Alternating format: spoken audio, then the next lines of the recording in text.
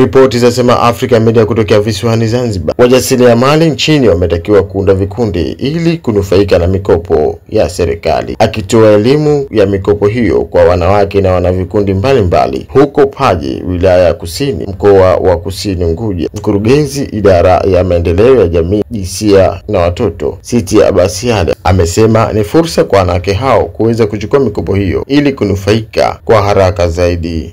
Hili swala la biashara, tumetambua kwa kufanya biashara wengi wajasiriamali ni wanawake, na wakati kuna fursa hizi ambazo zinaendelea kupitia Wizara ya Uwezeshaji, basi mtokeze kwa wingi kuchukua mikopo na kuendelea kufanya biashara zao. Tumetambua kwa wanawake wengi ni wajasiriamali, wakiwemo na kilio, wakiwemo wauza samaki, wakiwemo wauza mboga, lakini wauza ukingo, wauza chaza na biashara nyingine mbalimbali.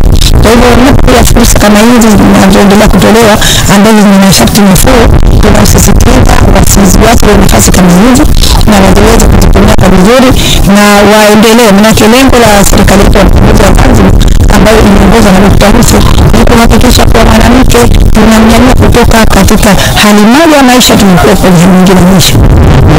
Kusalisha kwa sio nyingi ni furaha na tunapokea. Tuna imani na kitu ni sana na kusalisha.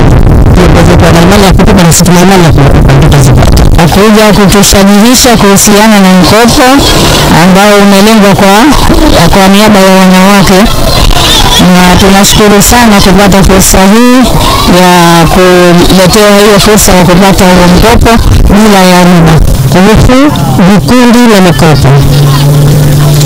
Kwa hivyo vile mama tunatakiwa tuweke vikundi, hususan vile mama tuweke vikundi, kwa sababu ukiweka kikundi unapata msaada unapokuja unafikia kikundi kuliko mmoja mmoja. Nikiripoti kutokea Paje, wilaya ya Kusini, mkoa wa Kusini Unguja, Abdalla Balozi, Sema Africa Media.